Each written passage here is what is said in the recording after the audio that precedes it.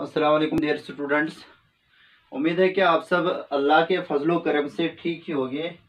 तो आज के इस वीडियो लेक्चर में हम एक्सरसाइज 9.4 का जो क्वेश्चन नंबर 3 है उसका एक पार्ट करेंगे। फिर से उसके बाद में आइडेंटिटी का कंसेप्ट आपको मुझे सिखाना है बेटा, ठीक। तो पार्ट नंबर लास्ट वाला, पार्ट नंबर 8 था वी आई और आई, ठीक है। आठवां पार्ट हमारे पास में क्या है, here the given product is, ऐसे ही तो हम लिखते थे ना, here the given product is product is हमारे पास में जो प्रोडक्ट दिया गया है पॉलिनोमियल्स का वो क्या है, ए प्लस बी प्लस सी इंटू ए प्लस बी माइनस सी इंटू ए प्लस बी माइनस सी, ठीक है बेटा। हमें इसको इवाल्युएट करना पड़ेगा इस प्रोडक्ट को, तो उसके लिए हम यही प्रोडक्ट उठाएंगे। कौन सा प्रोडक्ट, ए प्लस बी प्लस सी इंटू ए प्लस बी माइनस सी, ठीक है। अब क्या करना है, ट्राइनोमियल को ट्राइनोमियल के साथ मल्टीपल करना है, ठीक है। फिर से वही अपनी property that is distributive property of multiplication और एडिशन। पहले ट्राइनोमियल की तीनों टर्म्स को हम एक एक करके पूरे दूसरे ट्राइनोमियल के ऊपर डिस्ट्रीब्यूट करेंगे मल्टीप्लिकेटिवली, यानी कि ए को हम पहली वाली टर्म जो हमारी पहले ट्राइनोमियल की है उसको हम डिस्ट्रीब्यूट करेंगे किसके ऊपर, ए प्लस बी माइनस सी के ऊपर, ए प्लस बी माइनस सी के ऊपर। फिर बी को डिस्ट्रीब्यूट करेंगे पूरे ट्राइनोमियल के ऊपर, that is a plus b minus c. फिर हमारे पहले ट्राइनोमियल की तीसरी टर्म जो कि 3c है उसको हम दूसरे ट्राइनोमियल के पूरे के ऊपर हम डिस्ट्रीब्यूट करेंगे, that's a plus b minus c. अब हमें क्या करना है, इस मोनोमियल को ट्राइनोमियल के ऊपर डिस्ट्रीब्यूट करना है और ये प्रोडक्ट कैलकुलेट करेंगे। a into A will be A square, a into B will be plus a b plus A into minus c that will be minus a c. और उसके बाद में b इंटू ए आता बी है, लेकिन competitive property से हम लिखेंगे वो ए बी, और फिर b इंटू बी होगा बी स्क्वायर बेटा। और उसके बाद b इंटू सी वो माइनस बी से आएगा, because positive into negative that is always negative. और उसके बाद में a इंटू सी कितना आएगा, प्लस ए सी आएगा। वो सी आता, सी इंटू ए सी आता, लेकिन हम इसको अल्फाबेटिकल ऑर्डर में ही लिखेंगे, दैट्स ए सी। और उसके बाद सी इंटू बी, वो सी भी आता, लेकिन हम इसको अल्फाबेटिकल ऑर्डर यानी कि बी सी में लिखेंगे। फिर सी इंटू सी आएगा, plus into minus that's minus c, लेकिन c into c that will be c square. अब हम क्या करेंगे, पहले स्क्वायर वाली टर्म्स को स्टैंडर्ड फॉर्म में इस पूरे एक्सप्रेशन को लिखेंगे। उसके लिए हम पहले स्क्वायर वाली टर्म्स को हम चूज करेंगे। ए स्क्वायर कहीं पे दिख नहीं रहा है तो ए स्क्वायर ऐसे रखेंगे, ए स्क्वायर का ख्याल रखा। अब बी स्क्वायर लिखेंगे, प्लस बी स्क्वायर यहाँ पे लिखेंगे क्योंकि और कोई टर्म नहीं है स्क्वायर में, बी स्क्वायर में। और फिर उसके बाद में माइनस सी स्क्वायर। अब आएंगे ए बी के ऊपर, ए बी इधर एक इधर और कहीं पे ए बी नहीं, प्लस 2 ए बी है, प्लस 2 ए बी है, ठीक। उसके बाद में ये चीज, इस चीज का हमने ख्याल रखा और इस चीज का हमने ख्याल रखा। फिर माइनस ए सी है यहाँ पे और प्लस ए सी है, इसका मतलब ये दोनों टर्म्स कैंसल आउट होगी। और उसके बाद ए बी तो हमने पहले से लिखा है, बी स्क्वायर भी लिखा है, माइनस बी सी और प्लस बी सी ये भी कैंसिल होगा। इस तरीके से जो हमारे पास में, बिकॉज माइनस सी स्क्वायर हमने ऑलरेडी से लिखा था, इसका मतलब हमारे पास में इन दो ट्राइनोमियल्स का जो यहाँ पे प्रोडक्ट कैलकुलेट करना था उसका जवाब हमारे पास में आ गया। ये क्वाड्रेटिक पॉलिनोमियल इन 3 वेरिएबल्स, वेरिएबल जो है मेरे पास में वो है ए बी और सी, क्योंकि इन तीनों वेरिएबल्स का जो पावर है वो 2 है। एज अ रिजल्ट ये क्वाड्रेटिक पॉलिनोमियल हम बोल सकते हैं, ठीक है। तो इस तरीके से हमने क्वेश्चन नंबर 3 को कंप्लीट किया और इसके साथ हमने एक्सरसाइज 9.4 को पूरी तरीके से मुकम्मल किया। अब क्या करेंगे हम बेटा, इस वाले वीडियो लेक्चर में हम कुछ बुनियाद पढ़ेंगे अपनी नाइज एक्सरसाइज को टैकल करने के लिए। उसके लिए हमें कंसेप्ट पढ़ना है आइडेंटिटी का, ठीक है बेटा। यानी कि अभी हम सीखने वाले हैं what do you mean by an identity. Identity होती क्या है, किस बला का नाम है ये आइडेंटिटी, ठीक।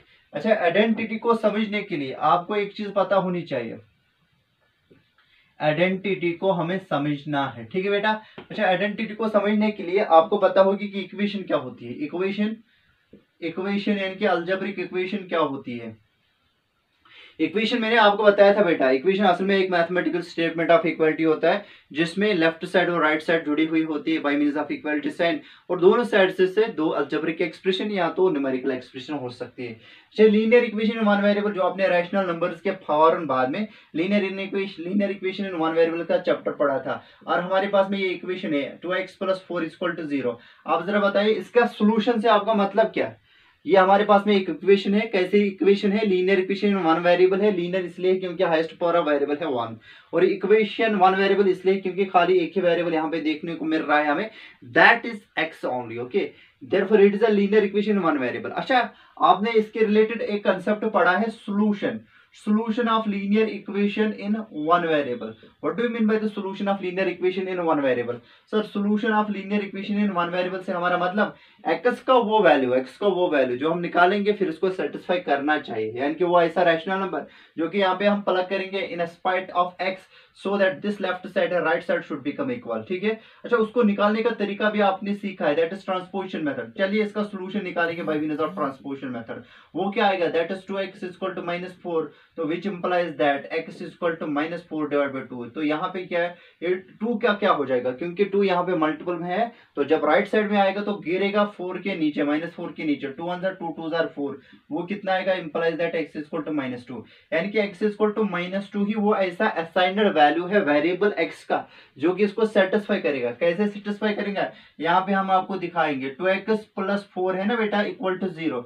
जरा बताइए आप, if you substitute here x equal to -2 in this very equation, does this x equal to -2 are going to satisfy this very equation? Obviously yes, because 2 into -2 plus 4 will be equal to 0, which implies that 2 into -2, that will be -4 plus 4 is equal to 0.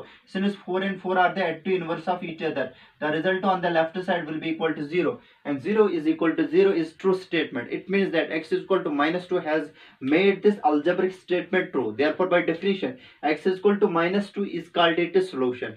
How many solution does this linear equation in one variable possess? Only one.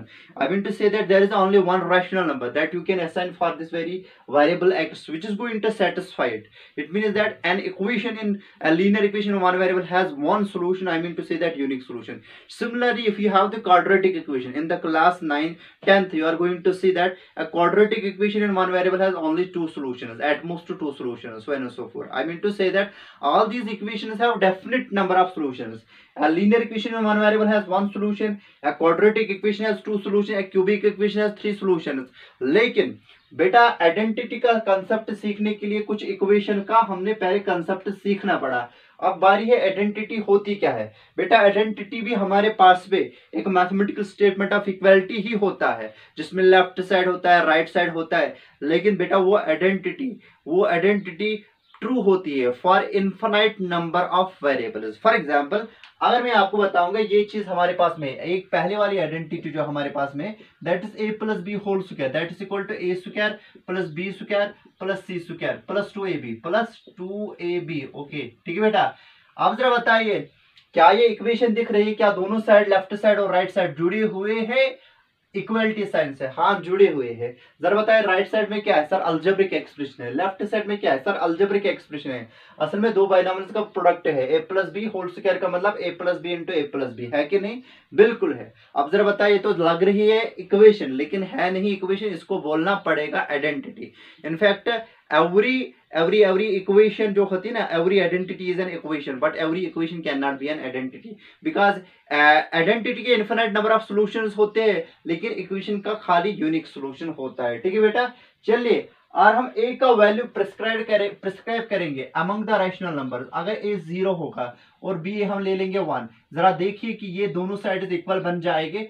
On substituting the value of a equal to 0 and b equal to 1, we are going to see whether these two values of variables, that is a and b, are going to satisfy it or not. चलिए देखते हैं। यहाँ पे आएगा 0 plus b, because a का value 0 है तो 0 plus 1 whole square आएगा। यहाँ पे आएगा 0 square plus 1 square plus 2 into a का वैल्यू 0 था और b का वैल्यू 1 था। चलिए देखते हैं क्या आएगा। Implies that 0 plus 1 whole square, that will be 1 square, 1 plus 0 will be 1, okay, 1 square will be 1, which is equal to 0 square will be equal to 0 plus 1 plus 2 into 0 into 1, that will be 0, which implies that 1 square will be actually 1.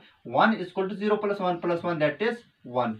Since on substituting the value of a is equal to 0 and b is equal to 1, these two assigned values of these two variables, that's a and b, are actually makes this algebraic statement true, makes this equality of algebraic statement true. Therefore I can say that a is equal to 0 and b is equal to 1 is it a solution. So let me try one more value of a. if we choose a is equal to suppose -1 and b is equal to 2, we are going to check whether this a is equal to -1 and b is equal to 2 taking simultaneously acts as the solution of this very statement of equality or not. चलिए उसके लिए हम plug करेंगे a is equal to -1 और b is equal to 2 उस वाली ऊपर वाली मैथमेटिकल स्टेटमेंट ऑफ इक्वलिटी में। ठीक है बेटा, वो क्या आएगा, a के बदले है -1 और b के बदले क्या है +2 लेके और होल स्क्वायर, a के बदले -1 होल स्क्वायर आएगा, फिर b के बदले आएगा 2 होल स्क्वायर, फिर आएगा +2 इंटू a का वैल्यू -1 b का वैल्यू 2 आएगा यहाँ पे। ठीक है, b का वैल्यू 2 आएगा, a का वैल्यू -1 और b का वैल्यू 2, 2a भी था ना बेटा, तो यहाँ पे क्या आएगा 2 - 1 whole square, that will be 1 square is equal to -1 whole square will be +1 because -1 whole square means -1 multiplied by -1, that will become minus into minus +1. okay, 2 r आएगा बेटा, 4 आएगा यहाँ पे और 2 1 are 2 -2 into 2 that is -4. This 4 and 4 are the additive inverse of each other. I mean to say that their result will be 0. 1 square will be 1, 1 is equal to 1 plus 1 is equal to 1 plus 0. okay, which implies that 1 is equal to 1. How these two values of a and b, that say is equal to -1 and b is equal to 2, are related with this very statement of equality. Since these two values of a and b actually make us this mathematical statement of equality true. Therefore, by taking these two values simultaneously, we can say that these two values are actually the solution of this very mathematical statement of equality. We can't say it as it is an equation. We can say that this is a statement of equality. It is true for a is equal to 0, b is equal to 1. It is also true for a is equal to -1, b is equal to 2. Similarly, if you assign any value of a and b, you are going to see that all the pair of values of a and b are going to satisfy this very statement of equality. Therefore, this statement of equality is such that it is satisfied all the values of variables a and b, hence it is called an identity. बेटा आप identity की definition कुछ ऐसे लिखोगे, an identity is a statement of equality which is true for infinite number of values of variable. ठीक है, an identity, यहां पे आप लिखोगे an identity is a statement of equality, is a statement of equality which is true for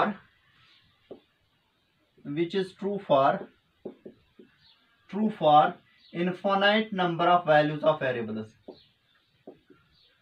infinite number of values of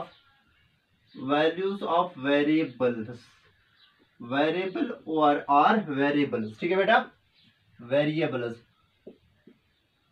यानी कि हमारे पास में जो आइडेंटिटी होती है बेटा, एक स्टेटमेंट ऑफ इक्वलिटी होती है जो खाली एक पर्टिकुलर वैल्यू या कुछ पर्टिकुलर वैल्यूज ऑफ वेरिएबल के लिए ट्रू नहीं होती है, बल्कि उनका सॉल्यूशन होता है infinite. That is true for infinite number of values of variable और वेरिएबल्स. अगर आइडेंटिटी में खाली एक वेरिएबल होगा तो उसी के बहुत सारे ऐसे असाइन्ड वैल्यूज होंगे जिसकी वजह से हमारा वो स्टेटमेंट ऑफ इक्वलिटी ट्रू बन जाएगा.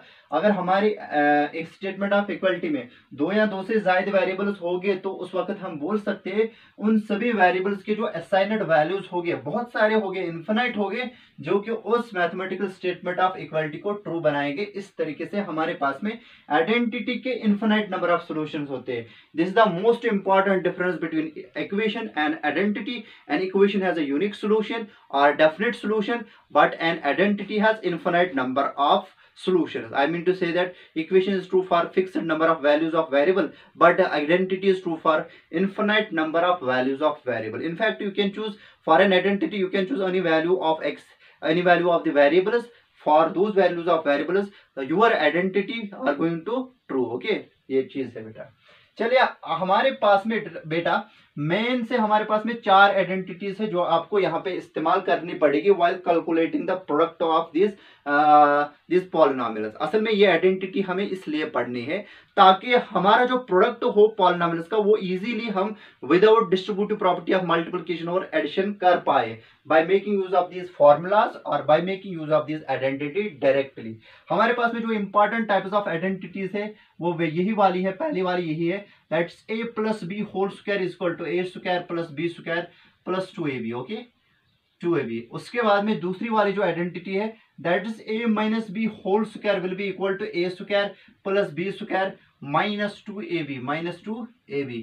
After that it is a plus B into a minus B, a plus B into a minus B that is equal to a square minus b square. Okay, उसके बाद में हमारे पास में जो चौथी वाली आइडेंटिटी है इट इज वेरी इंपॉर्टेंट बेटा, बहुत ही लाभकार आइडेंटिटी है that is x plus a into X plus B that is equal to X square plus a plus B into X plus a into B. ठीक है बेटा, अब यहां पे हमें क्या करना है बेटा, अगर आप राइट साइड में देखोगे, राइट साइड में क्वाड्रेटिक पॉलिनॉमियल है, इसमें दो वेरिएबल्स है और क्वाड्रेटिक पॉलिनॉमियल है और तीन टर्म्स है।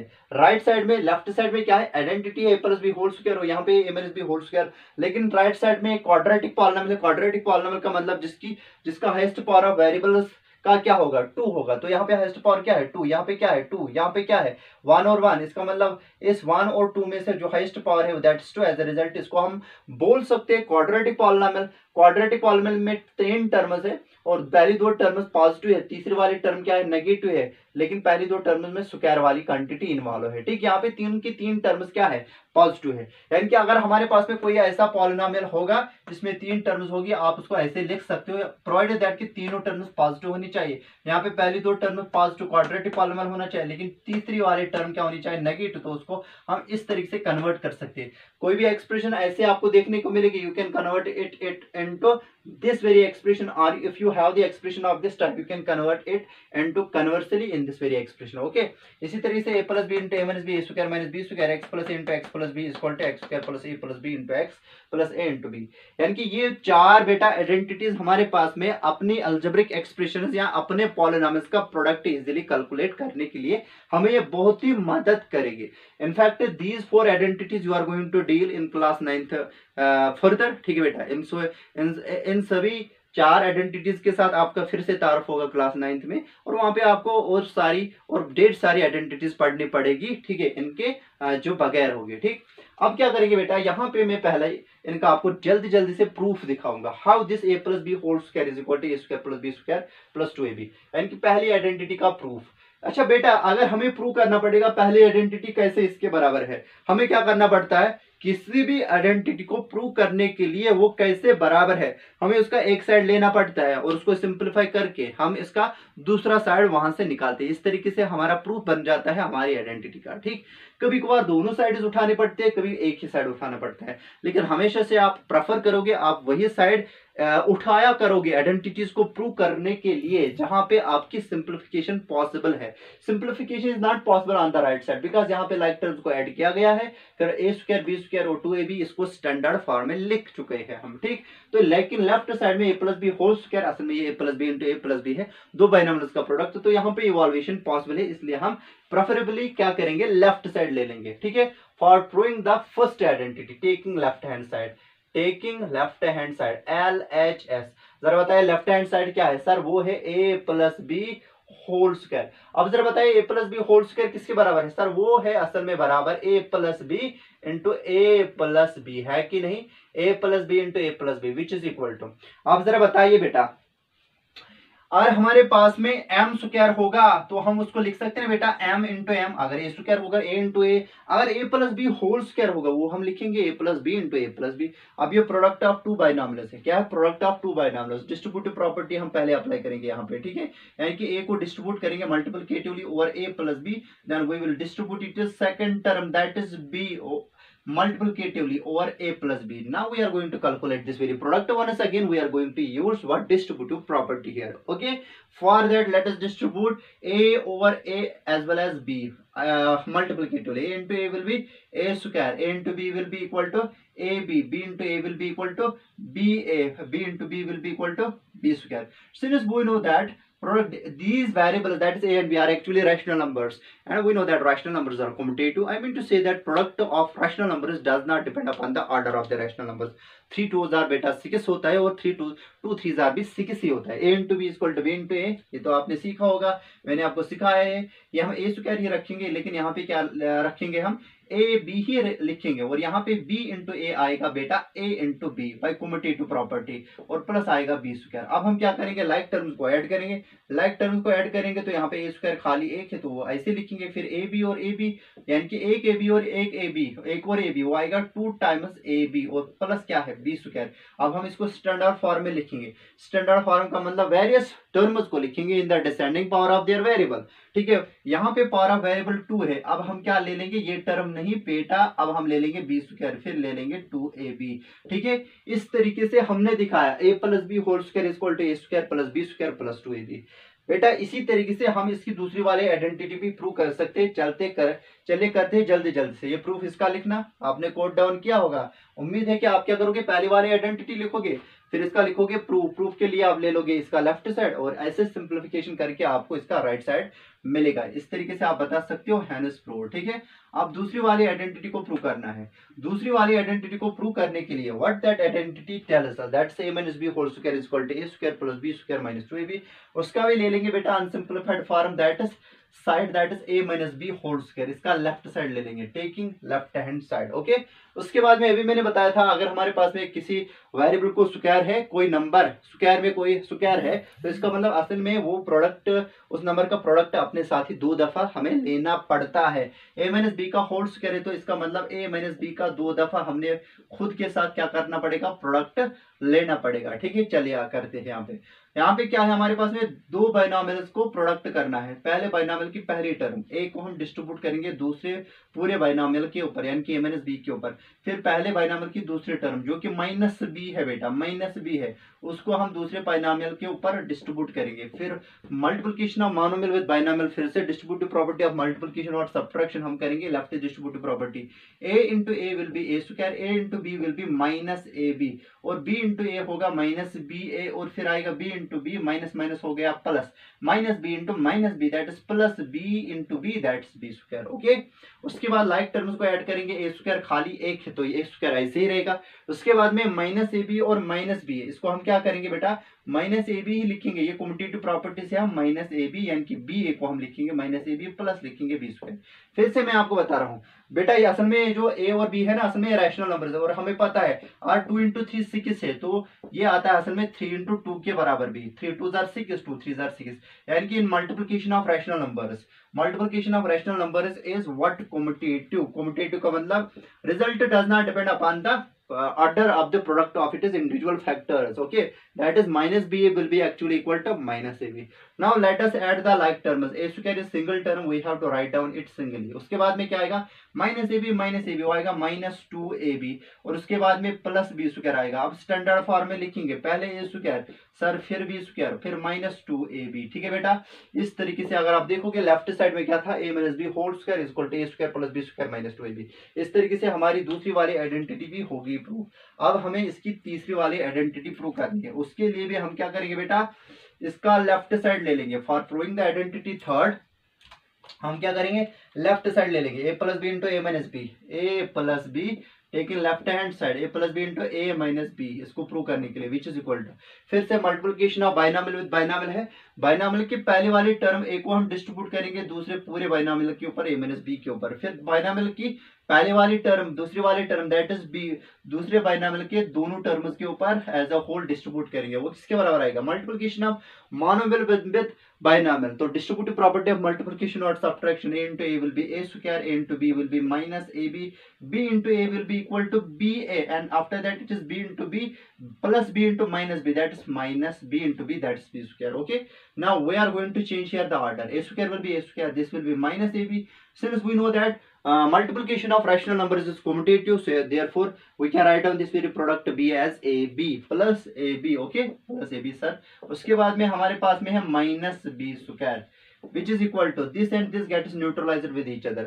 देख बेटा, अगर ये 4 होगा माइनस 4 होगा, ये क्या होगा प्लस 4 और माइनस 4 आपस में लगते हैं क्या, एडिटिव इनवर्स, उनका रिजल्ट उनकी डिफरेंस आती है 0 के बराबर। तो यहाँ पे आएगा बेटा ए स्क्वायर, ये 0 है, ये लिखना नहीं है, अब लिखेंगे हम माइनस बी स्क्वायर। इस तरीके से हमने तीसरी वाले आइडेंटिटी का भी प्रूफ दिया, यानी कि जब कभी भी आपके पास में देखने को मिलेगा a plus B into A minus B, दो बाइनोमियल्स हो गए, उनमें पहली और दूसरी टर्म सेम होगी, बीच में एक टर्म में पॉजिटिव साइन होगी और दूसरी टर्म में नेगेटिव, तो आपको फटक से लिखना पड़ेगा ये प्रोडक्ट किसके बराबर है, ए स्क्वायर माइनस बी स्क्वायर। उसके बाद में इसकी हमने करनी पड़ेगी चौथी वाली आइडेंटिटी को प्रूव। ठीक है, चलिए देते हैं अपने चौथी वाली आइडेंटिटी का proof. That is X plus A into X plus B is equal to X square plus A plus B into X plus A into B. फिर से इसका लेफ्ट साइड लेते हैं। जब भी हमें आइडेंटिटी को प्रूव करना होता है ना बेटा, यूजुअली हमें दिया गया होता है लेफ्ट साइड ही अनसिंप्लीफाइड फॉर्म में, इसलिए while evaluating, while proving the identities,